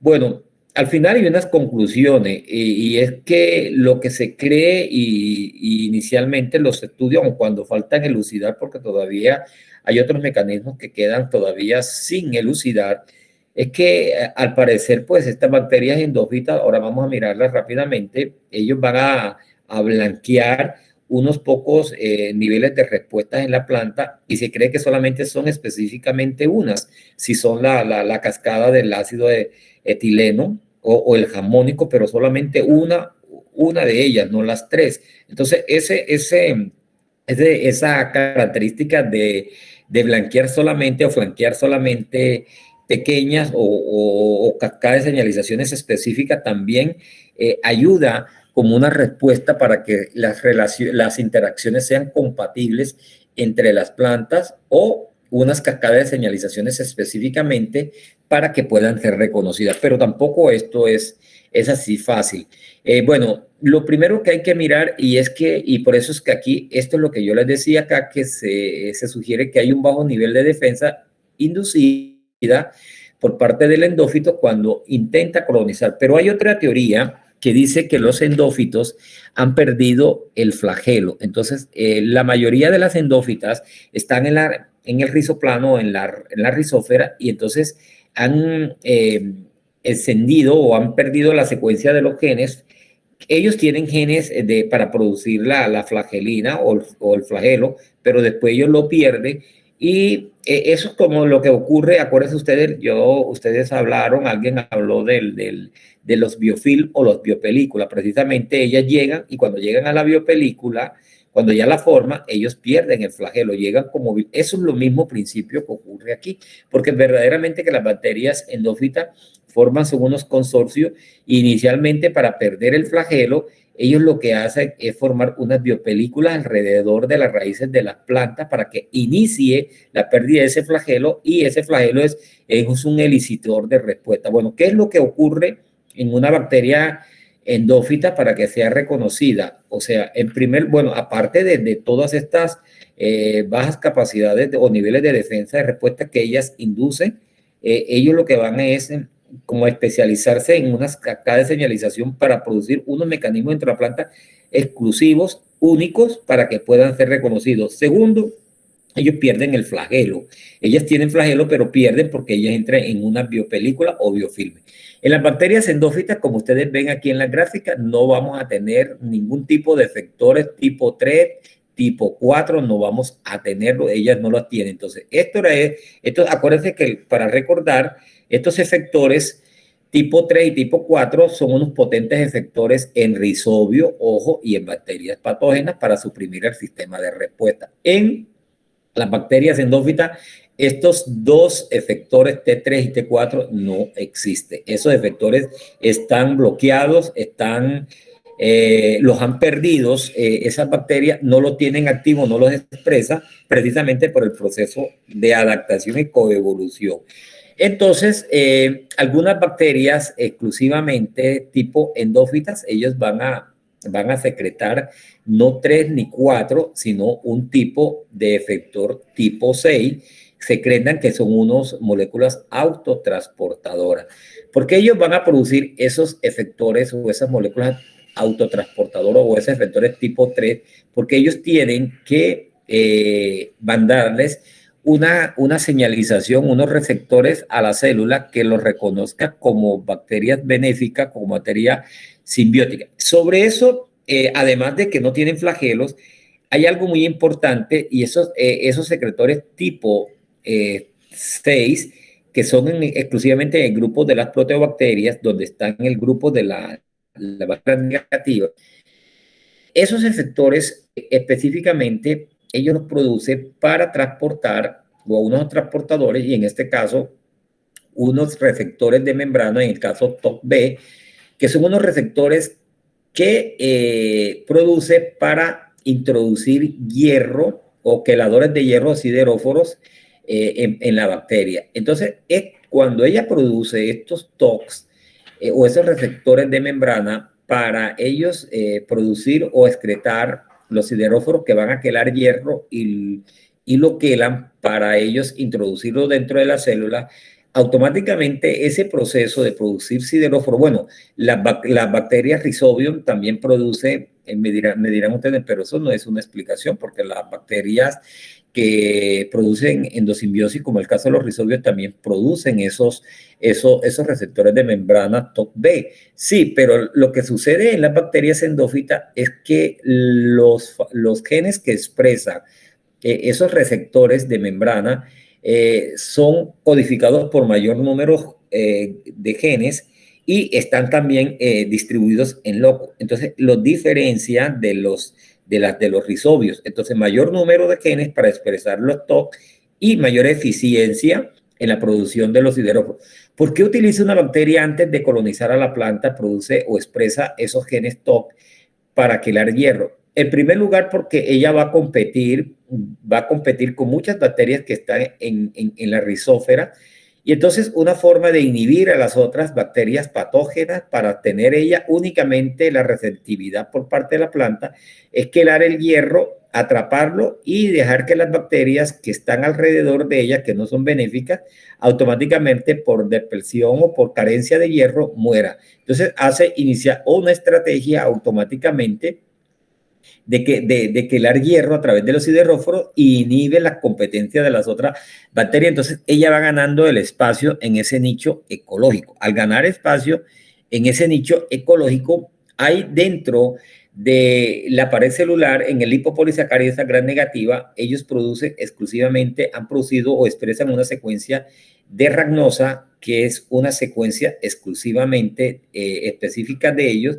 que tiene reconocimiento o que puede ser reconocido automáticamente por parte de la célula de la planta. Pero hay algo muy importante, y lo que yo les decía, y es que como ellas están en consorcio, muchas poblaciones de estas con estas mismas características, ellas forman unos biofil o unas biopelículas. Cuando ellos forman unos biofil, una biopelícula que pues para el desprendimiento del flagelo se quedan sin flagelo, al no haber este elicitor, entonces no va a haber un elicitor de respuesta inmune por parte de la planta, y si lo llega a ver, porque ellos producen la proteína o los receptores efectores tipo 6, que son unos autotransportadores, automáticamente, obviamente que eso va a elucidar el sistema de respuesta de la planta, pero en ese momento cuando ellos elicitan el sistema de respuesta, esas moléculas que ellos envían o esos compuestos que pueden ser, ellos mismos pueden transportar esos sideróforos para que los reconozcan de la planta, o ellos automáticamente hacen automáticamente la liberación de unos genes, unas proteínas o unas fitohormonas que son promotoras del crecimiento, y automáticamente como una medida de biocontrol como en el caso de los sideróforos, entonces la planta lee esos compuestos y entonces induce como que unas respuestas leves ella, y automáticamente esas respuestas leves o esos mecanismos hacen que exista como un reconocimiento específico por parte de estas bacterias endófitos, y entonces se cree que los niveles de expresión de los genes de defensa por parte de la planta son menores o sea, en menor concentración con respecto a cuando es una bacteria Rhizobium o cuando una bacteria patógena, y ese proceso ha permitido que las bacterias endófitas, a través de la pérdida del flagelo, a través de la no producción de los efectores tipo 3 y tipo 4, sino tipo 7, a través de esos receptores de membrana para producir los sideróforos y todos esos compuestos que ellos a través de estos transportadores secretores tipo 6 envían, hace que la planta pues tenga como que sea exclusivo de ellos y exista un reconocimiento rápido por parte de la planta y pueda automáticamente aceptarlos como bacterias o bacterias endófitas. jóvenes es muy complicado, de pronto quise explicárselos en una forma un poquito más sencilla, pero es un proceso mucho más complicado. Bueno, cuando yo les hablaba a ustedes de que las bacterias endófitas, los genomas, han sido secuenciados, se han descubierto que pueden producir exclusivamente estos tipos de efectores, tipo 6, tipo 4, y los TONDET, que son los que van que están en la membrana de superficie para el flujo de la producción de los sideróforos, que es un elicitor favorable en una bacteria endófita por parte de la planta para que lo reconozcan como una respuesta no respuesta para bloquear el sistema inmunológico, sino como reconocimiento de que es un beneficio que le va a producir a ella dentro de la planta. ¿Cómo ocurre esos procesos? Pues eso son muchas cosas que hay que estudiar y que nosotros como investigadores tenemos que seguir. Pero si ustedes miran aquí aparece pues básicamente en este cuadro, que era lo que quería decir, la comparación de las características selectivas de los genomas de las bacterias con relación al tipo de cepas y a los tipos de efectores que ellos producen dependiendo de las especies de bacteria. Entonces se ha encontrado que estos son los efectores exclusivos, no producen estos que son de Rhizobio y de bacterias patógenas, y entonces eso los hace ubicarse dentro de unas características específicas, no solamente con los receptores específicos que ellos producen, que son independientes y que no van a ser exclusivamente de Rhizobio ni de bacterias patógenas, no exclusivos de ellos, además de la que ellos forman el biofilm, y el biofilm de ellos también los ayuda a que pierdan el flagelo, que es uno de los elicitores de respuesta por parte en las plantas, y para que sean reconocidas como un sistema de respuesta. Bueno, jóvenes, no sé si tengan alguna pregunta hasta el momento. Ya, ahora vamos más adelante, ya la próxima clase vamos a mirar ya es lo que es un biofilm, un corosensi, y terminar cómo estrategias utilizan para remediar algunos compuestos, todas las estrategias que utilizan una bacteria para un compuesto, cómo lo logran reducir o disminuir el efecto tóxico Profe, de ese compuesto. disculpe, profe. Tuvo una pequeña confusión porque usted en el cuadrito había mencionado que pues las endófitas sí presentaban T3 y T4. Las endófitas no presentan T3 y T4. Entonces me había confundido ahí en el cuadrito como había puesto en la otra, en la diapositiva 46. No, mamita, lo que pasa es lo siguiente, no. Los efectores de las bacterias Rhizobium y las bacterias patógenas son T3 y T4, ¿verdad? Las endófitas no producen T3 ni T4, sino que ellas producen T5 y T6 y producen la TOP-B, ¿de acuerdo? Entonces, sí, profe, es que en la diapositiva 46 me había confundido un poco porque en un cuadrito usted mostraba ahí que aquí, no, yo no te confundí. No, ya yo te entendí por qué. No, yo te entendí porque de pronto te confundiste, fue por lo siguiente, porque yo te coloqué aquí que T3 y T4 son potentes efectores de gran negativa y de Rhizobio, a pesar que esta gran negativa no va a producir esta, ¿de acuerdo? Eso es lo que coloqué. Sí, me había confundido un poquito, gracias. Bueno, entonces, ¿cómo les parece, joven? Entonces, esto, mecanismo, interesante, ¿verdad? Pero, bueno, joven, no sé si tengan alguna otra pregunta. Entonces, más o menos, podría ser elucidar algunos de los tipos de evidencias que existen para entender cómo ellas pueden actuar o cómo han coevolucionado para ellos no solamente adaptarse a los ambientes, sino también para ser reconocidos en esas interacciones benéficas, en este caso de los endófitos con la planta. Ojo, no se les olvide nunca, la fijación biológica del nitrógeno son de los procariotes, no son de los eucariotos. Acuérdense de esto. Y la fijación biológica del nitrógeno puede ser simbiótica en el caso de Rhizobio y puede ser no simbiótica en el caso de las bacterias endófitas. Bacterias endófitas fue lo que revolucionó el mundo en Brasil cuando descubrieron que habían bacterias endófitas en cañas de azúcar fijando nitrógeno. Entonces, esos estudios de Azoarcus, que es la bacteria más reconocida y más estudiada en el proceso de fijación de nitrógeno en caña de azúcar permitió el despliegue, porque los endófitos se conocían como, los más antiguos eran los hongos, hongos que producían compuestos tóxicos, flavonoides y todas esas cosas. Y entonces eran como unos repelentes para algunos insectos y los producían dentro de la planta como para proteger a la planta, como un sistema de defensa o activar un sistema de defensa. Pero hoy se identificó que existen bacterias endófitas. Acuérdense que también están allá en las micotoxinas. Nosotros sabemos que las micotoxinas las producen los hongos, Aspergillus, pero dentro de la hifa de Aspergillus está ya un endófito, una bacteria que es la que induce a través de ella la cascada de respuesta o expresión, perdón, de genes para inducir esa micotoxina o inducir la micotoxina en el hongo. Y ahora ustedes están viendo que era lo que es el artículo que les mostré. Nosotros sabemos que el rizobio forma nódulo, pero hay bacterias endófitas dentro del nódulo, ¿verdad? Que no son simbióticas, sino que se asocian al nódulo y han logrado adaptarse de sus ambientes. Era difícil entender eso porque las bacterias endófitas pues se asocian a plantas no leguminosas y ahí fijan también biológicamente el nitrógeno, no necesitan el compartimento, pero ¿por qué ahora evolucionaron o se adaptaron a un nódulo cuando ellas ya tenían ganado acá unos espacios, unos nichos donde no necesitaban el nódulo y fijaban eficientemente en caña de azúcar el nitrógeno? ¿Por qué pasaron ahora a un nódulo?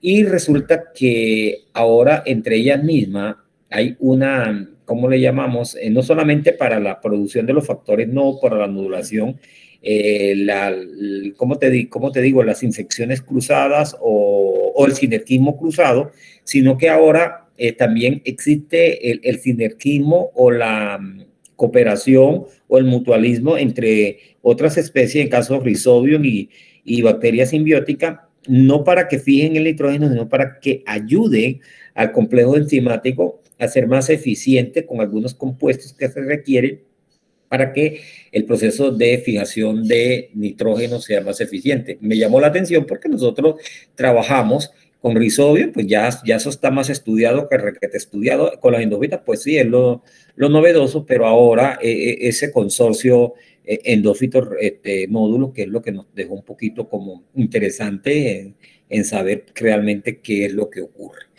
Bueno, jóvenes, bueno, la parte ya, no sé, ya la parte ya lo que viene con los ataques del patógeno y lo que la planta produce, bueno, ya eso serían cosas más específicas que nosotros miraríamos y estaríamos pues mirando y compartiendo. Finalmente, cuando habló el profesor de la técnica ANI, aquí está lo que yo le decía, el genoma completo, pero acuérdense que ya ANI es un genoma completo, pero expresan unas secuencias de genes que expresan exclusivamente unas proteínas. Entonces, en el caso de Rhizobio y en el caso de agrobacterios que son comunes y están los dos, uno que produce agallas, en el caso de agrobacterio y el otro Rhizobio, pues hicieron el análisis ANIC entre todas las especies completas que estaban ya evidenciadas en las bases de datos y determinaron de acuerdo a ANIC la producción de algunos genes que expresan una proteína, como se lo mostré inicialmente. En ese caso es importante para el proceso,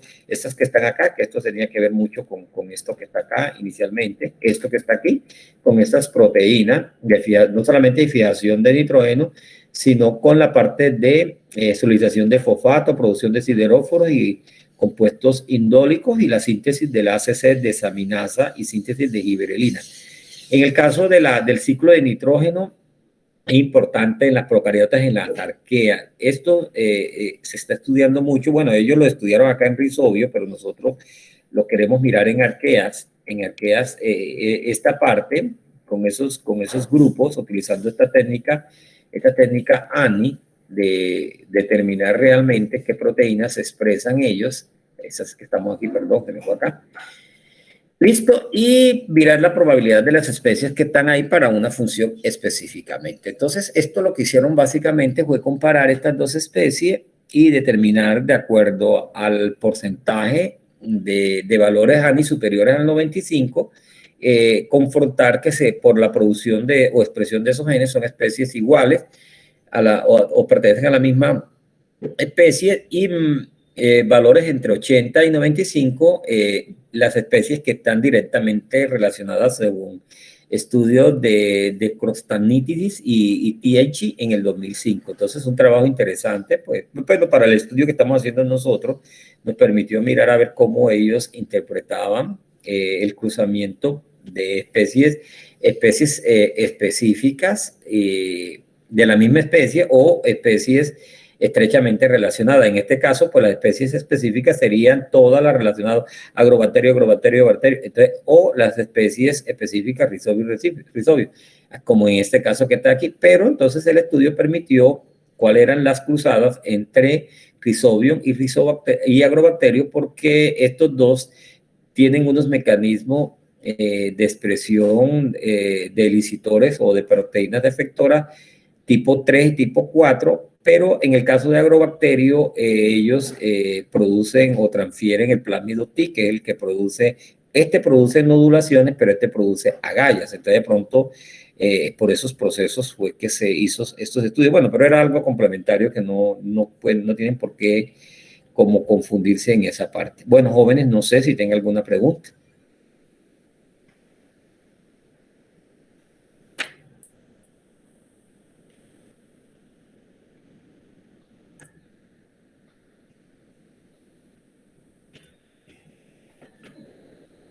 Nadie más preguntó, no les gustó la clase. Díganme la verdad, ¿no les gustó la clase hoy? Sí, profe, sí nos gustó. Sí, profe, estuvo muy interesante. Así es. Así es. Bueno, jóvenes, entonces, les agradezco mucho. Cualquier inquietud que tengan.